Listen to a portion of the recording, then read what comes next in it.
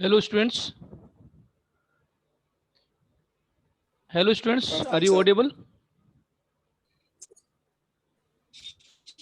Am I audible? Yes, sir. Yes, sir. Yeah. You are audible. Very good.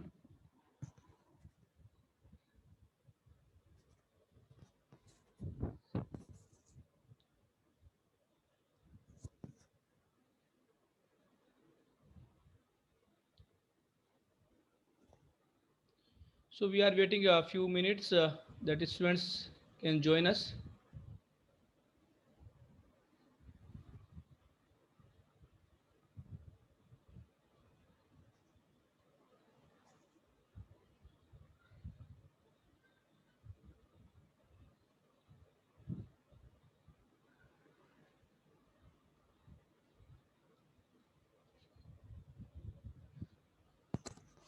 So students, let us start with first of all with my introduction. A simple introduction you can say. Myself, Dr. Mukesh Kumar Kumawat. That is in screen. You look at here. Brief about me. I have completed my PhD in pharmaceutical chemistry in 2016, June 2016, from Dibrugarh University, Dibrugarh, Assam. It's a state government university.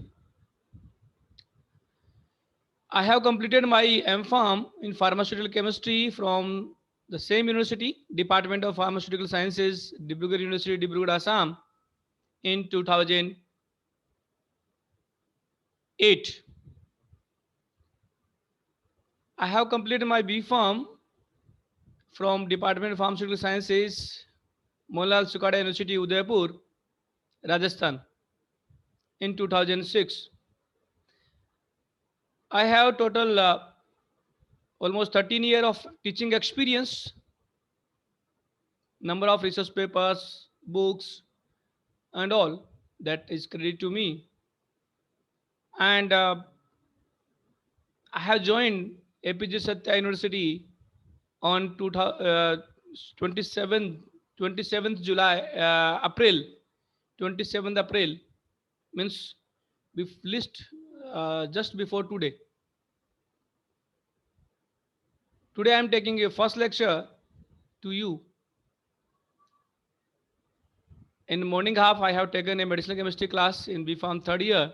Now, the B.Pharm fourth year, I am taking advanced instrumental techniques. So the students, these are little, you can see introduction about me.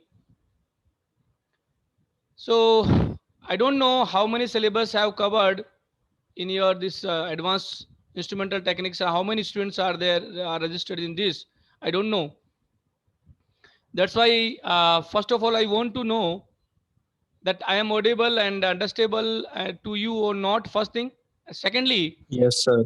how many students are there in the class and how many syllabus have been completed in instrumental analysis? Sir, around 10 से 15 है student तो sir. Okay, elective subject, there is 10 to 15 students are there. And how many Yes. topics have been covered, miss? Can you tell me how many subjects? Sir, How much subject? इससे ये जो हमारा NMR है ये start हो चुका था और सर मास स्पेक्ट्रोस्कोपी खत्म हो Okay. चुका हमारा और यूनिट 3 में शायद एक टॉपिक है कैलिब्रेशन वैलिडेशन वो वाला हो चुका सर ये Okay. 2 टॉपिक हुए हैं. Calibration validations, that is in third unit, as well as the mass Yes. spectroscopy that is completed, and NMR हाँ. spectroscopy was started only. Okay. Yes. Yes. Okay. Okay. Good. Good. So can you tell me the what is the projected time for your exam and all? Sir, final exams. Yeah, final exams on semester, in sessional exams. That is any schedule you have got? Sir, final तो जून में होंगे sir. Acha. And sessional exams? Sir Sir, एक हमारा हो चुका sessional एक Okay. होगा. Okay. Second sessional examination. In tentatively in this month or next month? Any date? Tentative date? Sir में हो सकता है, May. में लास्ट में। May last. Okay, good.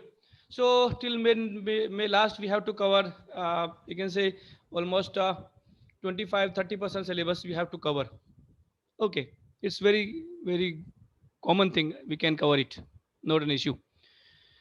Students, be frank and you can tell me if you have any problem. Then you can ask me. Okay, without any hesitations, because there should be a very good bond between you and me, because I'm a teacher and you are the learner. So a very good bond is required. You, if you face any problem in understanding my wording, my language, my topic, any else, without hesitation, please tell me. Okay, you can communicate with me in any language. Not language is not a barrier. Okay, but thing is that uh, I will use English as a language because it is international language and it's good, and I will try to speak in very understandable English language. So let us start with NMR. So full form of the NMR is nuclear magnetic resonance spectroscopy. NMR spectroscopy. Students, I think might be you in the semester you have gone through instrumental analysis. This is the advanced techniques, advanced instrument analysis in elective. But as a theory, I think subject might be gone through in semester about instrumental analysis techniques, analytical techniques. Instrumental Yes, sir. analytical techniques have the number of the techniques over there, like starting with the UV spectroscopy, visible spectroscopy, then IR spectroscopy, that is the photometry you can say. Then you can say come uh, NMR spectroscopy, then mass spectroscopy. I think that things you have discussed, you have learned. Okay, no one is there. Ah, four students are there. So thing is that we are discussing here today about you can say NMR spectroscopy.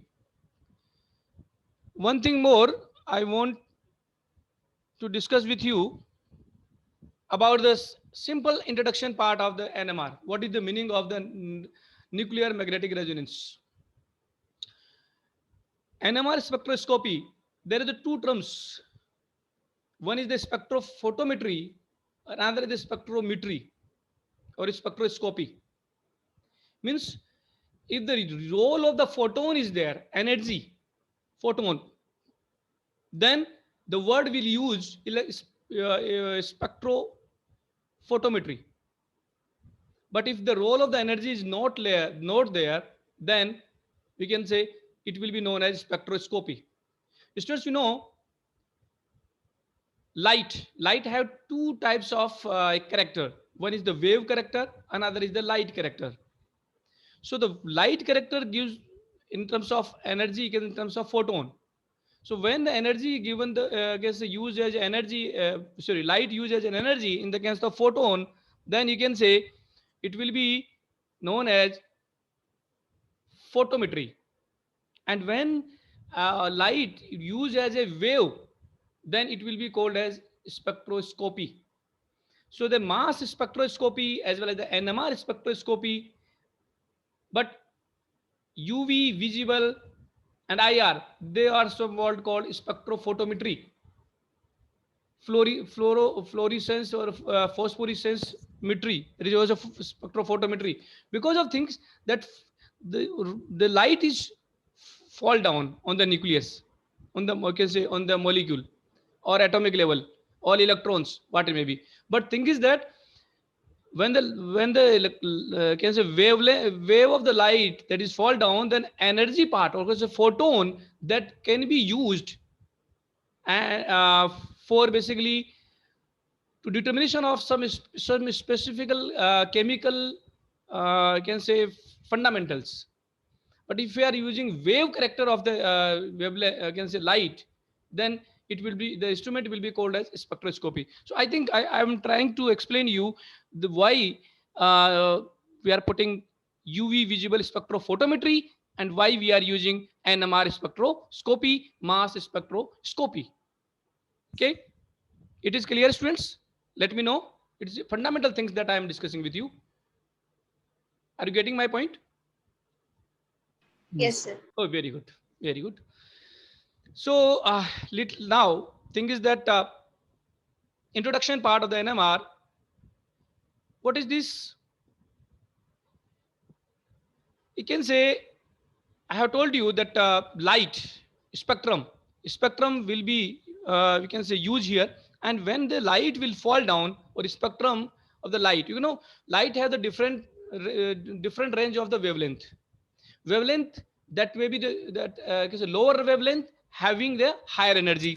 So higher energy or lower wavelength, you can say, will start from like X-ray, then you can say UV, visible. They are the higher range. Okay, higher penetration power, high photon energy. Okay, energy in the photon, but lower range like radio wavelength, radio frequency, radio wavelength. Uh, they having the low level of energy, high level of wavelength. So like you can say sound wave, we can say sound wave that is come under the you can say radio frequency waves. Okay, so thing is that starting from the UV visible ends up to the NMR, that is the matter of energy of the photon. Okay, so and in NMR, what happen? Low energy level of the photon that is required, and low energy photon will fall down onto the molecule. So what happen? Energy is less in the photon in a wavelength. Can say beam, light beam. The energy is very less. So what happen? This light beam only may can say vibrate nucleus only.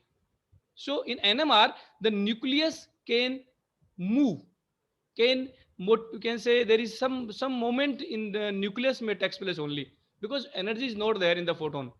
But in UV, what happen? Energy is high, so energy will reach into the electron level, into the atomic level, you can say. So atomic absorption takes place into the UV visible, but nucleus absorption and nuclear moment that is takes place in the nuclear magnetic resonance. So what happened? Due to the nucleus, magnet may develop in any atom. If the if can say energy fall down on nucleus, and nucleus can rotate, can vibrate, then what happen? Due to the rotation of the nucleus, the magnet may generate. Okay, and every molecule, every atom, can say atom having its own magnet. So due to the generation of the magnet, there is a different resonating forms is also can say generated into the nucleus or molecule or atom, you can say. So that's why it is called as the nuclear magnetic resonance, and spectroscopy I have explained you. So it's a powerful technique used to characterize the organic molecules, to identify the carbon hydrogen framework. So we know we have a structure of any compound: carbon, hydrogen, oxygen, nitrogen. There are the different atoms in the molecule. So the carbon hydrogen chain, or can say framework, you can say how the carbons you can say hydrogen is attached with the you can say uh, molecule, that can be you can say characterized here, that can be determined here. Students, I have sent you a chat box, a link for your attendance, please. You can use it. Yeah, we are coming on the point. So it is a research techniques that exploit the magnetic properties of the certain atomic nuclei, and it determines the physical and chemical property of the atoms of the molecules, which can be, you can say, we are using in the continued. So nuclear magnetic resonance is the branch of spectroscopy in which I have told you that radio frequency wave, that is only low energy, low intent, you can say energy, you can say high wavelength radiation, that is, can say wave, that can be used, basically that can be fall down the molecule nucleus of the molecule. So what happen? Inductions of the transition states are between the magnetic energy levels of the nuclei of a molecule.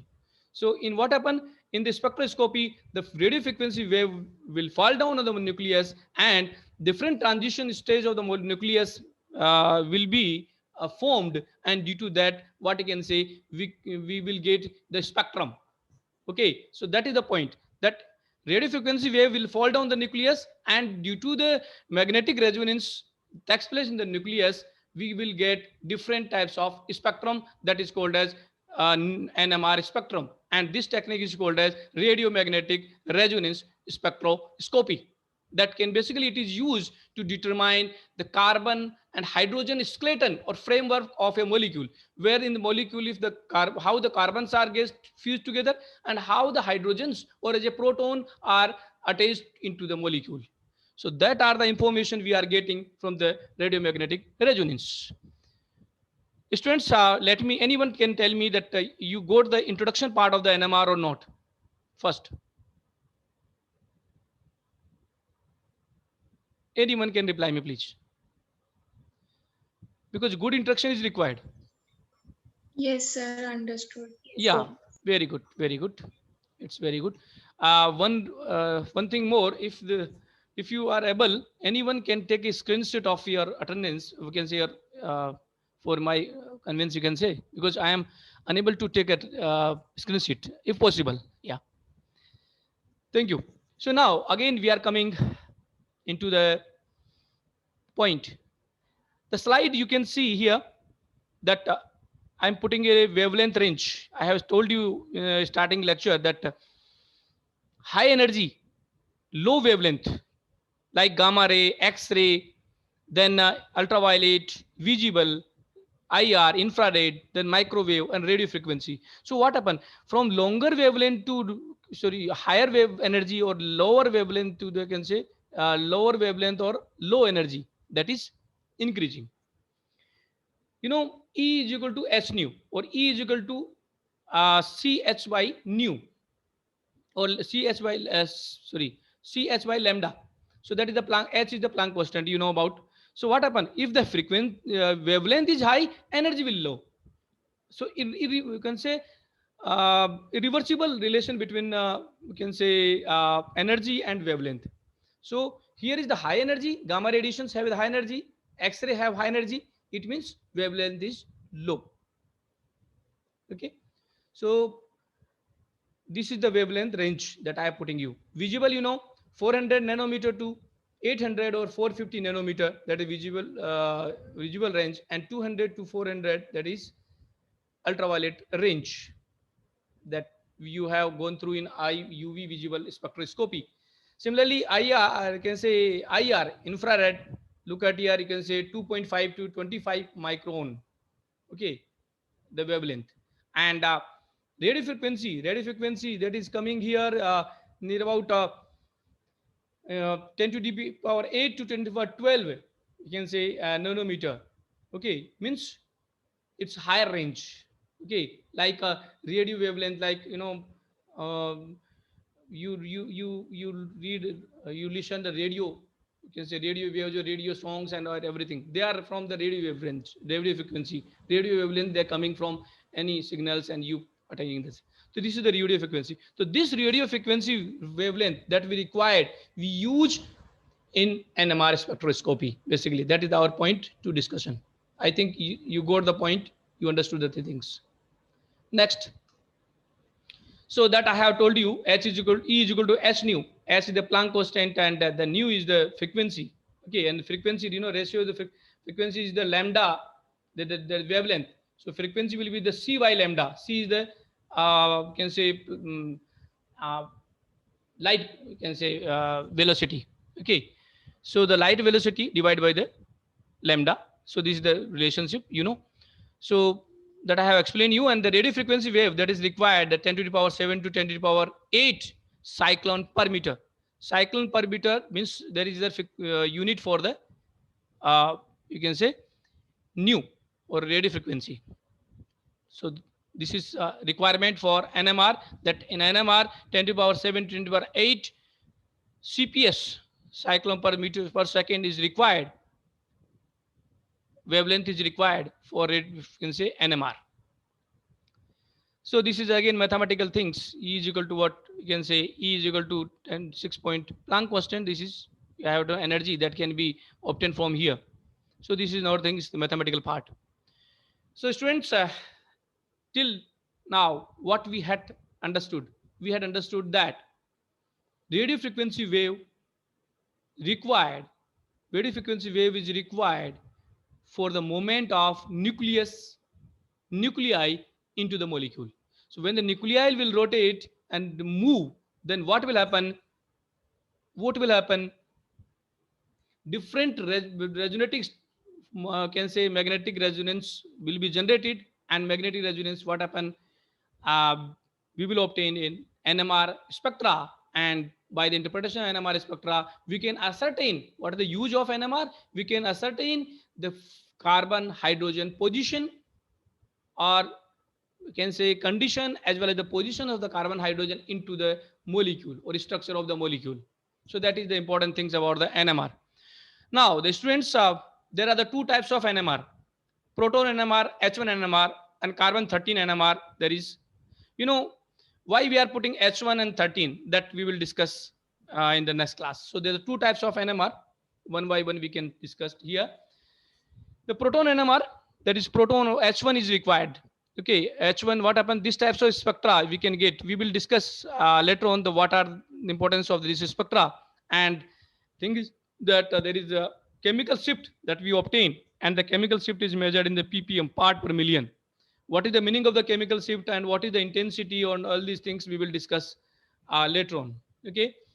Similarly, carbon 13 NMR is used to determine the types of the carbon or molecules, carbon atoms in the molecule. Okay, so H1 NMR give the information about the proton, or H1 H1, or can say hydrogen H1, and carbon 13 NMR give information about the carbon 13 NMR, means molecule or atom, sorry, atoms in the molecule. I think you got the point. Next, students, if you feel any problem, please you can ask me in between if you have any doubt. Otherwise we are continuing. If you have any problem, you can ask me, please. Otherwise we can continue. Anyone can message me, can inform me. Sir, we can continue. Okay, thank you. So the source of NMR, important things that I have told you, the source of NMR is radio waves, and the radio wave that is that required wavelength of 10 to the power 7 nanometer to 10 to the power 8 nanometer. Low energy, or can say, and low energy or frequency wavelength. So that is the source of NMR. Important, I think you got the point. And when the low NMR radio waves interact with the molecule, then what happen? The changing into the nuclear spins of the elements, especially some elements which have odd number of, can say atomic number, or can say odd number of the protons, like carbon 13 or H1. But if have even number of proton, then there is not possible that they will give the NMR. So what are the conditions of NMR? We will discuss later on that for the conditions of NMR, requirements of NMR is the atom should be odd number of proton, should have odd number of proton. So that is the important thing I have told, discuss with you, that quantum number and their role in NMR.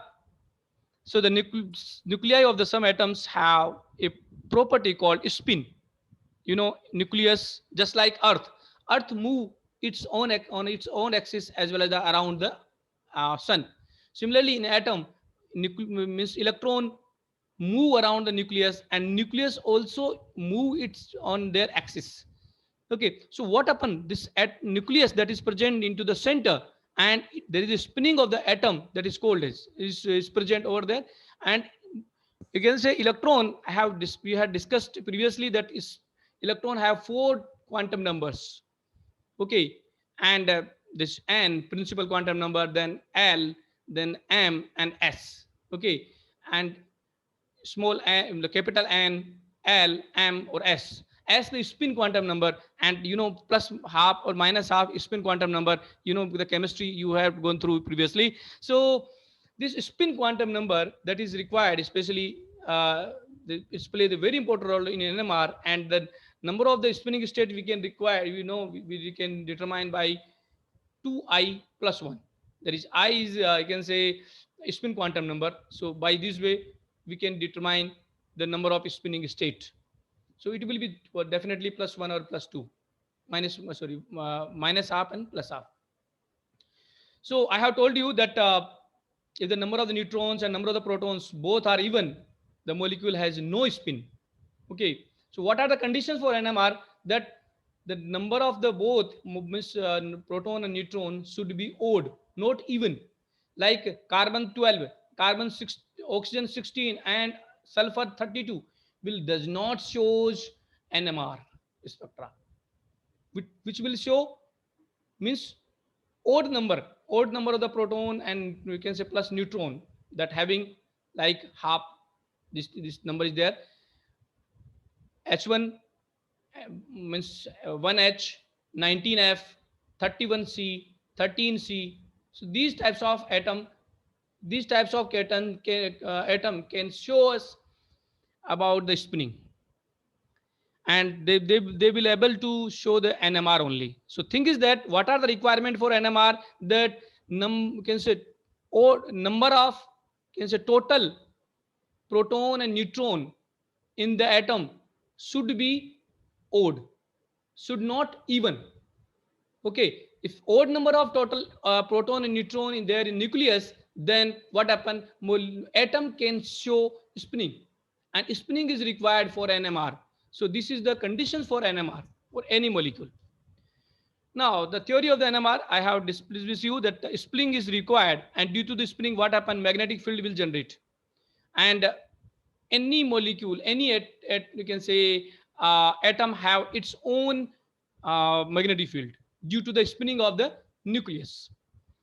Okay, so once what happen, if we are putting external magnetic field uh, on the molecule, on atom, then what happen? There would be the some interaction between their own magnetic field generated as well as the external magnetic field, and due to this interaction, what will happen? There would be a resonance in molecule, or in, you can say, in atom will be there, and due to that resonance, some spectra, some absorption peak can be shown into the NMR spectra. That is important for us, and this is these we can say radiomagnetic spectrum, or these regions, these radio frequency regions, that we can note it down into the NMR spectra. So that we had discussed, students, in detail. It will be take very little time in the, you can say, this resonance. There is point, you can say, very less few seconds, or the energy also very small, less than 0.1 calorie, sorry, not kilocalorie, 0.1 calorie. So this is about the magnetic field that we saw.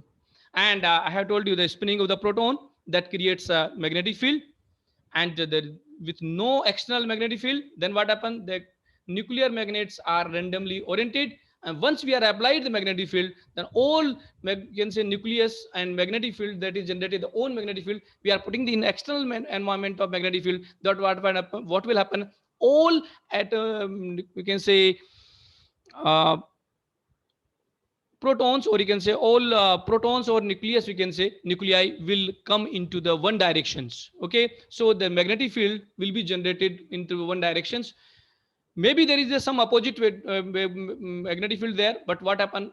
Resultant magnetic field, that is will go into the one sided, otherwise others are cancelled out. So this is the important things. Is due to the spinning only the magnetic field is generated, and by putting the external magnetic field, what happen? All can say spin, or all spin atoms will come into the one directions, one spinning directions, and that we believe, or that we can measure, that we can calculate on the NMR spectra. So if effect of magnetic field, look at here, I have told you previously in last slide that we are putting the external magnetic field, then what happen? That this all molecules will come into the one directions, and one can say magnetic field. Okay, so this is the relation between the frequency and B0. B0 is the magnetic field, total magnetic field. So there is the If the higher frequency wavelength is there, then higher we can say magnetic field will be generated. More frequency wavelength, then more magnetic field will be there. So that will things that the principal part that we had discussed, I am describing again here in little bit, that what is the condition for NMR, that spinning is required, spinning of the nuclei is required. And what are the required for spinning of the molecule? That odd number of proton and neutron, odd number of total proton and neutron in the molecule. If there is a even number, then there will not be spinning, there will not be NMR. Okay, so the spinning of the hydrogen molecule or hydrogen nucleus, look at here, hydrogen having only the one proton, H1, one proton. So what happen? The one proton either have the plus rotation or minus rotation, whatever be, single rotations. And spinning of the positively charged nucleus generate a magnetic field, that is mu he putting here, and two states are equally in the general and absence of a magnetic or electric fields we are putting, then it will be into the one directions.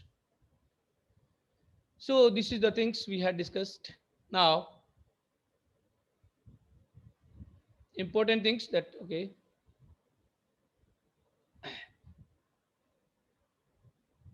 now the nuclear spin energy levels, I have told you that like magnet have two ends, north end and south end.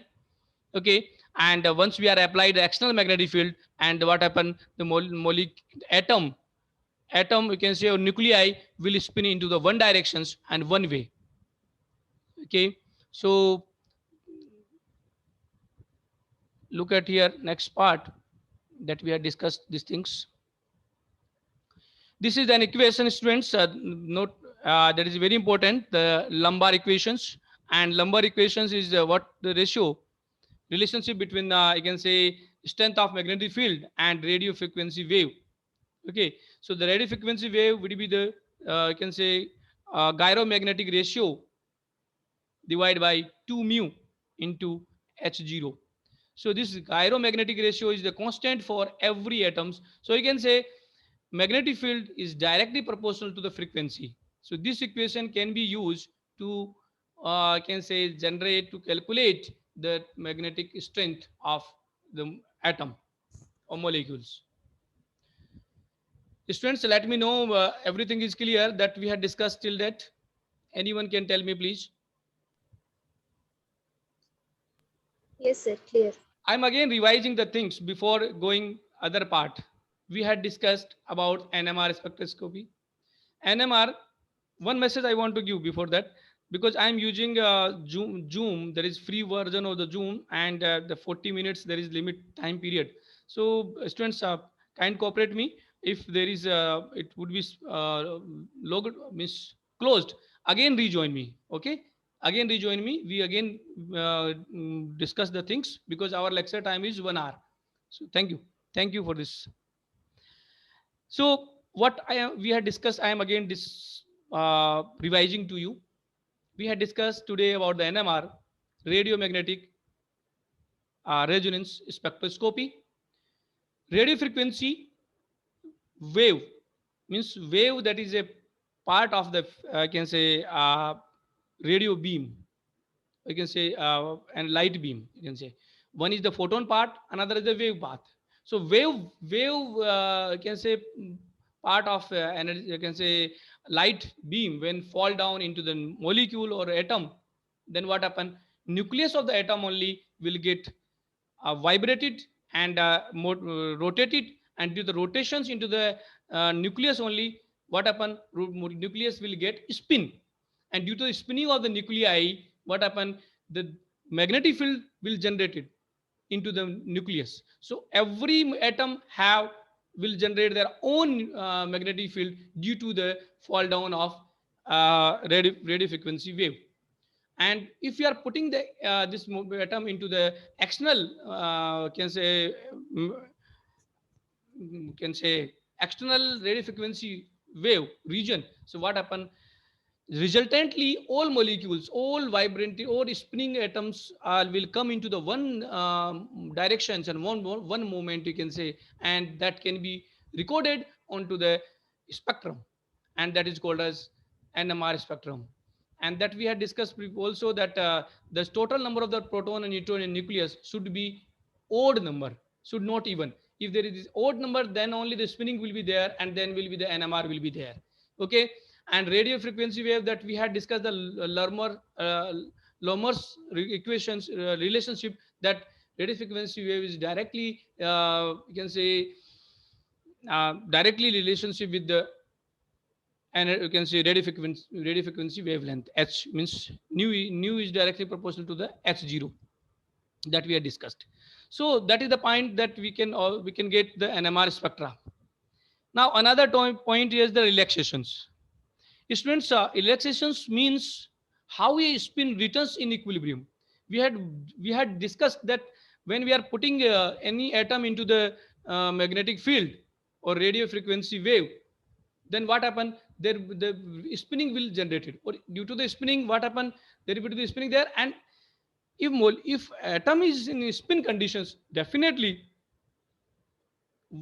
one time will come that atom will again come into the relaxed positions or equilibrium positions. So that is called as the relaxations of you can say NMR. So relaxations of NMR means in that period the atom will come into the relaxed period, relax, or you can say equilibrium state.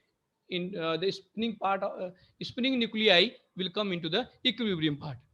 So that is a spinning, a distribution of spin that is given by Boltzmann distribution. So Boltzmann is the scientist that give this phenomena, the relaxations of spinning. So the relaxations of spinning, you can say relaxation of NMR, or you can say spinning equilibrium, that is given by Boltzmann, and Boltzmann give its equation, the Boltzmann distribution that is in our screen. And there is no transverse magnetizations, and there is no phase coherence into the. What is the meaning of the transverse magnetizations? Transverse magnetization means there is no any objections, any positions into the magnets, or one spinning is north pole, north ending, another is the south ending, so there would be the uh, you can say interactions. So it should not be there, no any transverse magnetizations, okay, in the relaxed period. But in spinning there would be the interactions, definitely. So that is the important thing. Another, there is no any phase coincidence, means phase means no any convergent things is there, means atom is completely in the relaxed positions. So one is the spinning position, another is the relaxed positions. So these are the two important phenomena that is takes place into the nucleus of an atom. So two types of relaxation that maybe takes place, that is longitudinal relaxations and transverse relaxations. And longitudinal, along with the axis of the external magnetic field, definitely it will be longitude the magnetic field that will be applied, and transverse relaxation, that is the perpendicular to the external magnetic field. So the two types of relaxations are there into any atoms. One is the longitudinal relaxation, another is the transverse relaxations. So, what cause of the relaxations? Magnetic fields are generated within the sample from spins interacting with other spins and spins interacting with surrounding environment. So, there is the two regions that, although yes, we had discussed that atom, molecule have number of atoms, and every atom have nucleus, and nucleus have the spinning due to the magnet or due to the radio frequency wave. So what happened? Due to the interaction between the two atoms, spinning or interaction of the spinning of the two atoms, that the relaxation may cause. And also the spinning of the other, you can say molecule, other sorry atom, or other you can say nuclei of the surrounding environment, also like neighboring proton also, yeah, neighboring atom also, that cause relaxations. So thing is that relaxation only generated due to the spinning of the neighboring atom, neighboring nuclei, neighboring nuclei. I think you got the point. So students, let me know first thing that you got the point, important things about the NMR, theory of the NMR, spinning part of the NMR, and relaxation of the NMR. Let me know if any doubt in this section. Understood, sir. Good, good. Everyone understood? Students, anyone, if you have any problem, please ask me. Please ask me. I'm speaking many times. If you have any students, any problem, then please ask me. I'm trying to explain you in very detailed way, very simple way. But if you have any problem, please ask me. Don't have any hesitation. Thank you very much for your response. So the types of samples, we had discussed that in NMR spectroscopy, what are the conditions, what are the requirements, and what are the things in NMR spectra. Now, type of sample, which types of sample can be used in NMR spectroscopy. So in NMR spectroscopy, both types of sample can be used, like liquid sample as well as the solid sample. Okay, a liquid sample, I can say, uh, conveniently they may be present in the solution state in NMR, as well as they can be used in the solid form as well. Okay, so we can say solid phase we can use in crystalline form, microcrystalline form, gel form, other things like protein and protein fabrics. So we can use in different kinds of polymers. So, and liquid can be used in liquid solutions, protein solution of nuclei, protein, carbohydrate. So samples we can use in NMR, maybe the liquid or maybe the solid. Maybe liquids will be maybe in the form of any types of solutions, any types of suspensions, whatever may be, and solid will be any types of film, any types of solid part, crystalline, microcrystalline, gel, whatever may be. So two types of sample can be used, either in the solid phase, either in the liquid phase. Now the principles in NMR, what I can say, another thing is first solvent. Students, is important things. Use of the solvent. Which types of solvent we can use? Definitely without proton, because we are using in proton NMR, if we are determining the spinning of the proton. So if we are using the solvent that having the proton, then what happen, it will be interact with the proton that is present into the molecule. So thing is that the solvent should not have the proton. So without proton solvent, you can say we can use. Yes, in case of the proton, we can use deuterium. Okay, so chloroform we cannot use. Deuterated chloroform we can use. Chloroform cannot use. Deuterated chloroform we can use. Water cannot use. Deuterated water can be used. Like D2O can be used, but S2O cannot be used. Students, clear it. Hydrogen cannot use, but we can replace its deuterium. Okay, so deuterated water, deuterated chloroform can be used as a solvent. Also, we had discussed that radio frequency generator we can use, we have to use, and also the recorder and detector we have to be used. Okay, and that we had discussed in detail also. Now, so okay, this part also we had discussed, not going to discuss again. So now we are discussing about the NMR instrumentations. We had discussed about theory part of NMR, requirements of NMR, solvents of NMR. Okay, now the instrumentations of NMR. So what are the important things required? One is the sample holder is required, permanent magnet is required. One is probe. Probe, what is the probe? Probe basically, that we will discuss in later on, that probe is a place where we can put, you can say, magnet. We can generate, you can say, radio frequency generator, we can say, that is called a probe. We will see later on. Sweep generator, radio frequency transmitters, radio frequency receiver, and you can say readout system. Okay, one by one we can say that a sample holder. Students, if there is sample is liquid or sample is solid, so different types of sample holder will be required.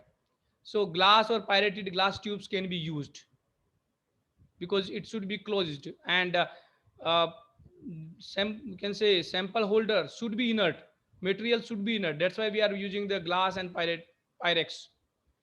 Okay, and should not interact, durable, and transparent to the radiations. Definitely radiation should not be absorbed. Okay, so the glass tube that can be used and is given here, is picture over here. Look at here now.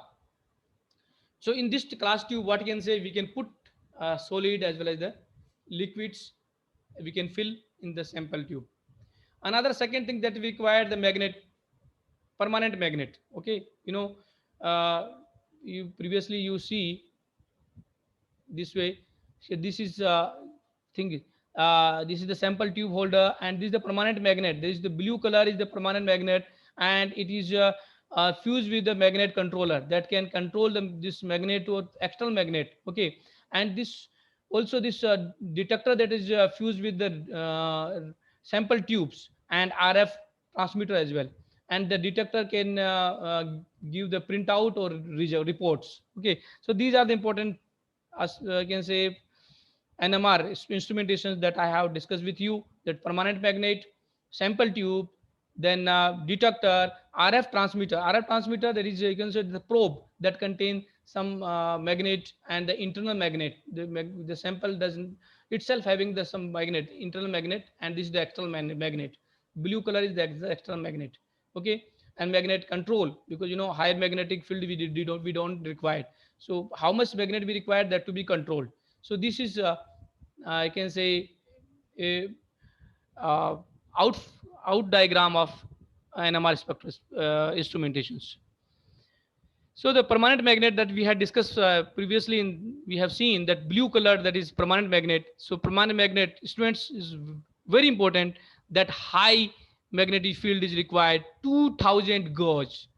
2000 gauge, that is magnetic field is required externally, and you can say magnetic field range that is required, frequency that we required, 60 microhertz to 700 megahertz, 60 megahertz to 700 megahertz, or you can say 1.4 tesla to 16.4 tesla megahertz tesla, and these all are what are unit of magnetic field. So one, you can say HNMR required 60 to 100 megahertz. Okay, but carbon NMR required more megahertz, like 200 to 600 megahertz. It's very important point, students. You have to remember, and definitely the question will ask in GPET examination as well, in competition examinations, that how much we can say magnetic field required. Too much of magnetic field required, that is 2000 gauge. Okay, and NMR required 60 to 100 megahertz, and carbon 13 required 200 to 600 megahertz. So there are two parts of magnet. One is the superconducting magnet. Another is the sweep can say coils. So superconducting magnet, there is a, I have told you, surrounding the external magnet, and it is filled with the helium and liquid nitrogens. I'm not discussing with you in detail. Don't go in detail because it's not your part of things. Because uh, but it's okay. But little bit you have to know that liquid nitrogen that is filled here for to cooling part, as well as the decreasing the vaporation, that vapor loss, you can say, due to the expressive, you can say, liquid helium and all energy. Anyway, the CM coils, that is you can say, used to magnetic field, the homogeneous magnetic field, you can say, to generate, and that is nearby to the sample. I told you the probe contains the sweep coils, and it is a homogeneity, is required to homogeneity of the magnetic fields. So this is the probe. These types of you can say aeration tubes, when we can put the sample, you can say, because if sample tube we can put into the probe, you can say, thing is that. So this is the probe that we required, these types of. Next part, sweep generator. Sweep generator means radio frequency wave generator that can generate radio frequency wave. That is the sweep generator. And radio frequency transmitter, that can the oscillator and RF crystal oscillator, that can say RF generation radiations can be generated. So these are the different instrument part or techniques, we can say. And radio frequency receivers that can receive you can say NMR signals from that is from the probe, or you can say sample tube, and that can be detected and recorded into the, and can be print out, and that is called as readout system and record system, that can be you can say in form of the NMR spectra. So students, let me know your instrumentation part is clear to you all or not. Anyone, any students can tell me, please. Otherwise, yeah. Don't have hesitation. Please tell me. Anyone can reply me? Yes, sir. Clear. Yeah, clear. Very good, very good.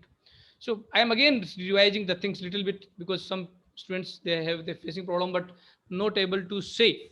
No. Definitely, students, I'm telling you, have hesitation, have habits like say no. It's very important. If you able to say no, definitely you will become a good learner. That is my advice. If you don't understand, please show me, say me no, no. I will be very happy. I'm again revising instrumentation part. I have told you instrumentations. What required? One is the sample tube required, where the sample can be filled. Then probe required, in which the sample can be fitted, sample tube. Then external magnetic field or permanent magnet we required. The magnet, that would be the high magnet. There is a 20,000 gauge high magnet, you can say. H proton NMR required 60 to 100 megahertz frequency wavelength, radio frequency wave, as well as carbon NMR required more frequency wave, radio frequency wave, like 200 to 600 megahertz. Okay, then we had discussed there is about uh,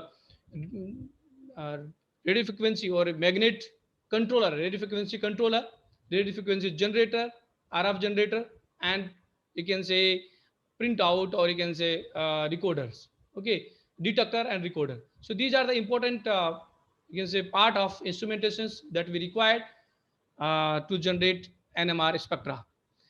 These things we had discussed. Now the another topics that solvents used in NMR. I have discussed with you previously that uh, solvent should be inert, chemically inert, should not interfere with NMR spectrum absorptions, and does not contain proton, hydrogen in the molecule. So you can say deprotonated or deprotonated solvent we can use. No proton is required. Best solvent in proton NMR should not contain any types of proton. It is important into the requirement of the NMR. So now the deuterated chloroform we can use, deuterated carbon tetrachloride we can use, carbon disulfide we can use. Okay, so these are the some important deuterated oxide or deuterated hydrogen, you can say, that we can use. Deuterated the hexa deuterated benzene, you can say, that we can use. Hexachloroacetone deuterated, you can say, that we can use. So these are the different solvents we can use, but all out should be deuterated, means proton should not be there, hydrogen should not be there. Deuterated deuterium may be there. I think you got the point.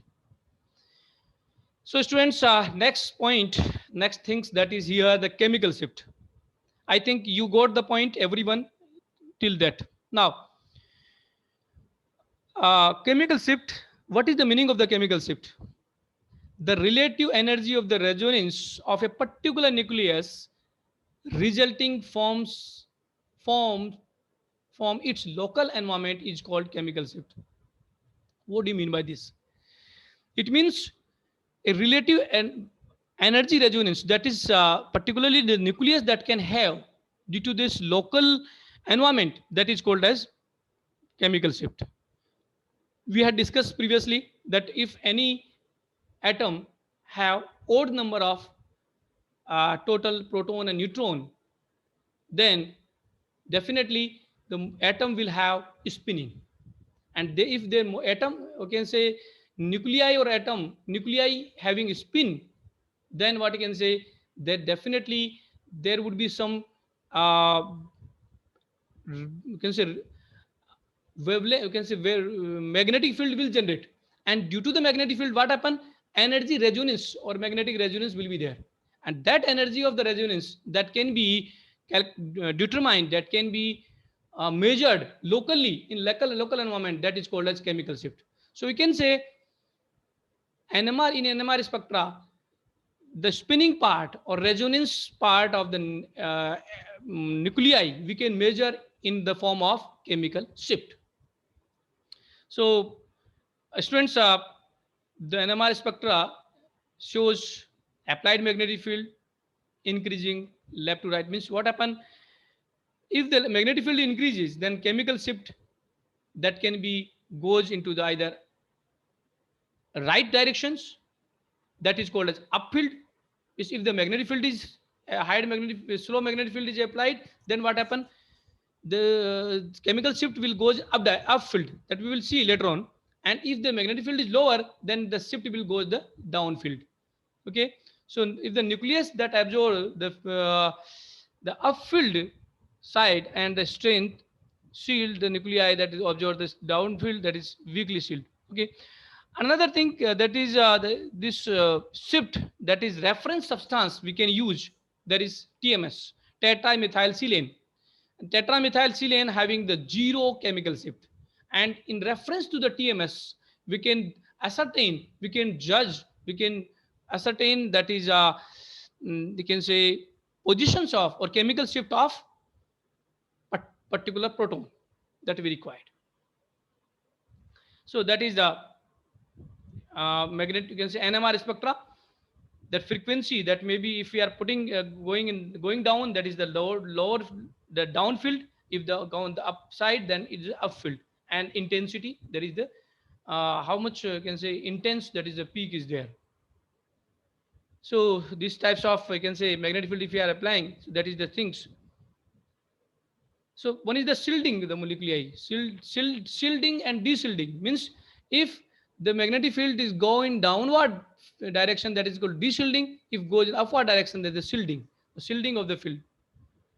So this is the things, like we know the chemical shift determine the ppm, part per million, and also measure in delta and tau. Okay, so two scales are there. Delta will start from 10 and tau will start from 0. And there is this the TMS, that tau the T for the TMS, the delta will having 0 and tau will having the 10. So this is the delta and this is the tau. So the chemical shift that is determined the ppm, and 0 to 10 delta, there is delta 0 to 10 that can be recorded. And shielded or upfield, the TMS is present in the shielded form or upfield directions, TMS. And if the other is peak, any absorption peak, any spectra is there in the deshielded form, downward field means away from the TMS, from 0 to 10, that is called as deshielded or downward field. So the chemical shift, students, the part can be determined the ppm. There is a shift.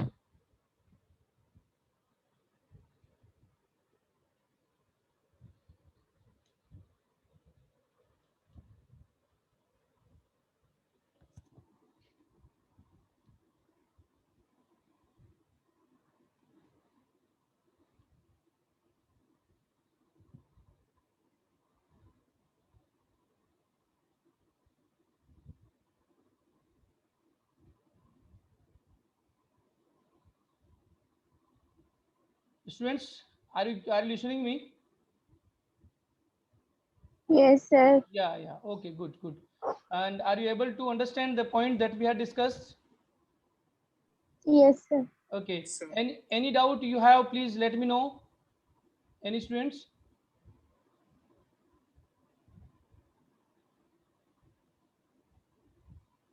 You got that? You understood the meaning of that chemical shift? Please reply me. Yes, sir. Yeah. So again, I'm going to say trying to explain you the chemical shift means measurement of NMR spectra.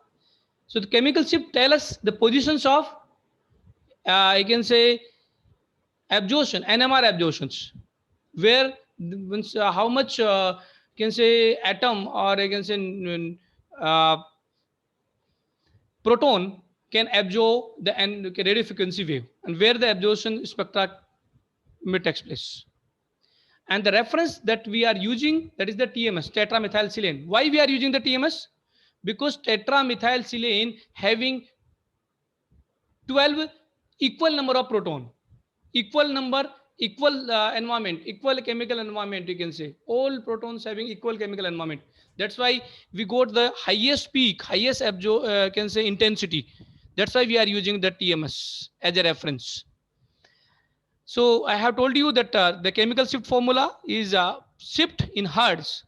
Shift means shift of you can say where the position takes place from the away from the TMS, 0 to 10, there is a shift, deshielded or downfield shift, you can say.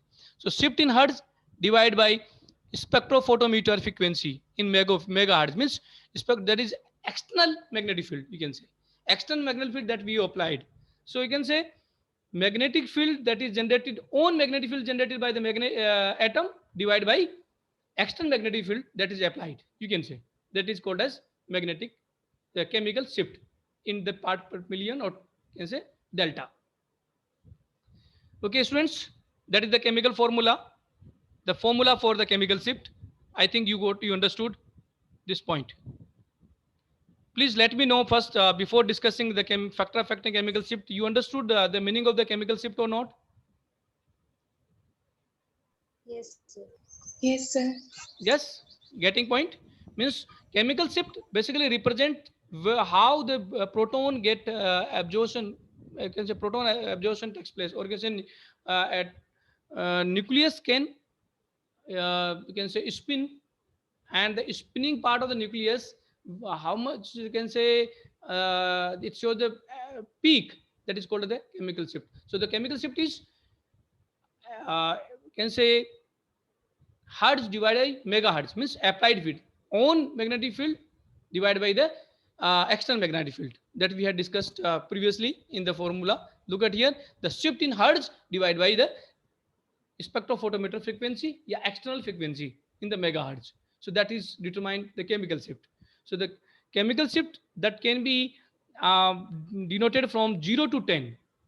Okay, so there is a TMS that is present in the shielded form of field directions, and there is other atoms that would be the far away from the TMS, the reference one tetramethylsilane, apart from other can say absorptions that will be away from the TMS, that would be the shielded or downward shielded or deshielded.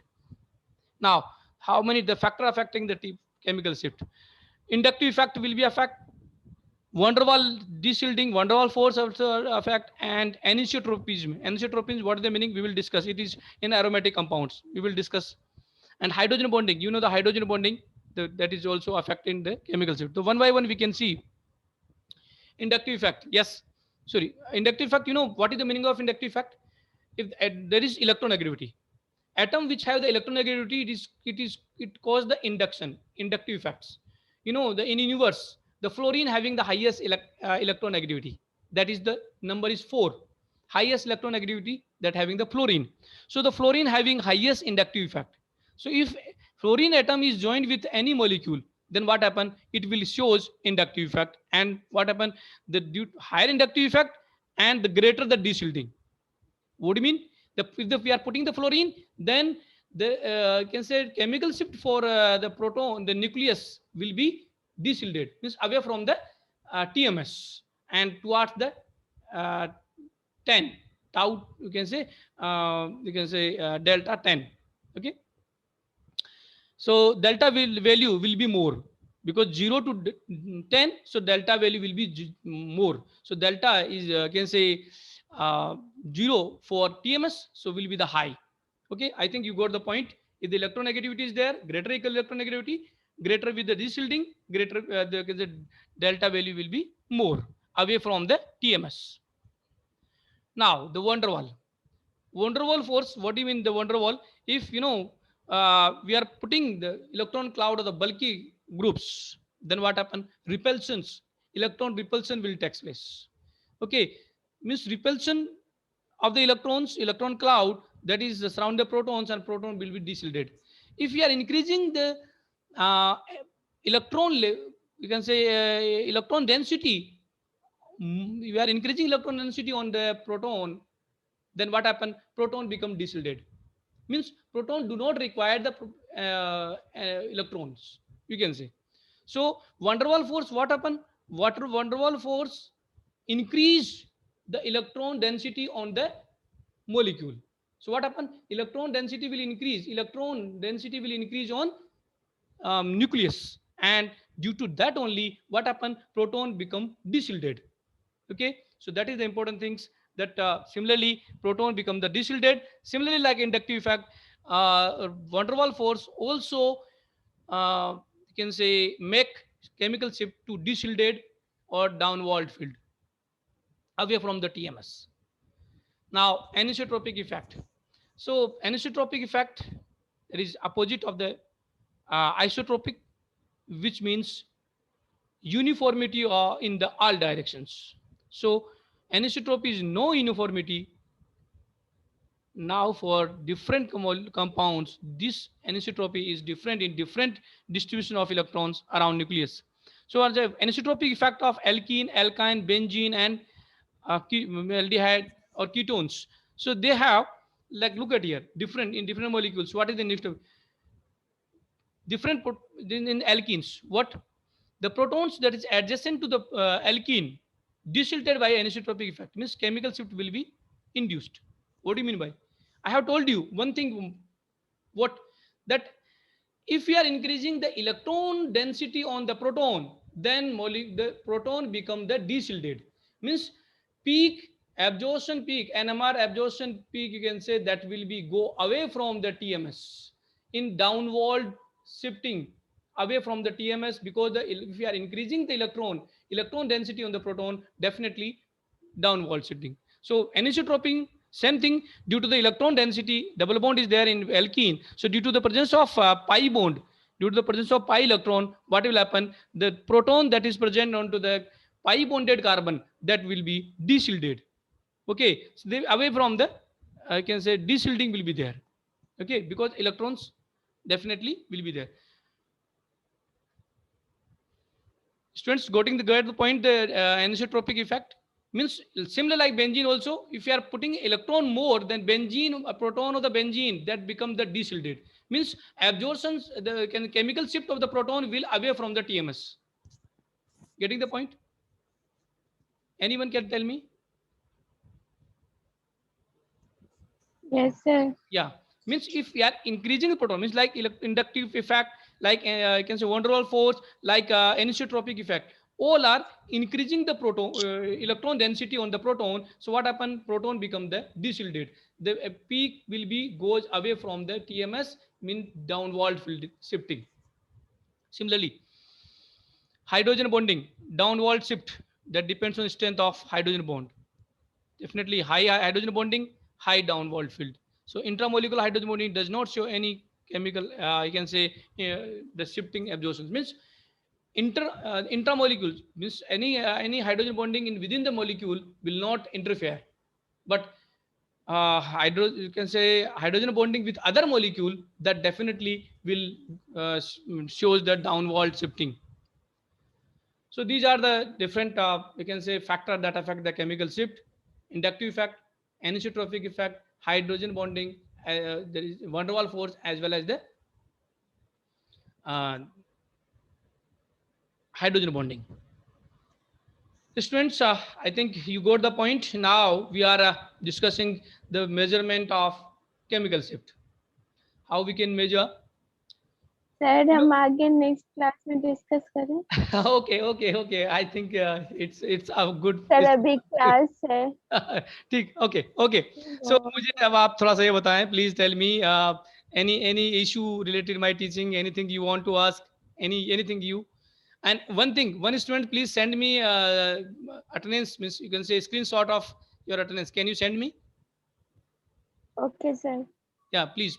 Can you send me WhatsApp me, because I'm not taking your attendance. I think we can take just a minute. I'm taking a screenshot of it, if possible, because it is required for your attendance point of view. आप लोगों ने अपना attendance fill कर दिया? You had filled your attendance? मैंने आपको link भेजा था. Okay. Yes, sir. Good. So any doubt, any issue in this regarding? Please let me know. किसी को कुछ पूछना है भाई? Please tell me. Don't have any hesitations. You are 10, 11 students are there. Anything you want to update in my teaching or anything else, I'm trying to give my level best. But if anything you want, please let me know. I will try to improve it. Any suggestions from your side? Because you are the final year students, I think you can give better suggestion to me. Although I'm teaching very good way that I'm thinking, but maybe there is some issue related in our communication gap, and because I'm taking the first class, so let me know from your side. Please बता सकते हैं किसी को कोई doubt हो तो please. No, sir. Everything is नहीं, fine. अभी तक. Everything is Yes, fine. sir. So from the Yes, sir. chemical shift measurement or chemical shift onwards we will discuss in next class. अभी तक हमने chemical shift के बारे में तक discuss किया है. That is okay for today. We will discuss later on part in the next class. Okay. Okay, So sir. thank you very much. Thank you for joining me. Yeah, thank you. Thank Now you, you can you can Thank you, sir. leave now. Leave. Thank you very much. Thank you, sir. Thank you, sir. Thank you. Thank you. खाना नहीं खाने दीजिएगा।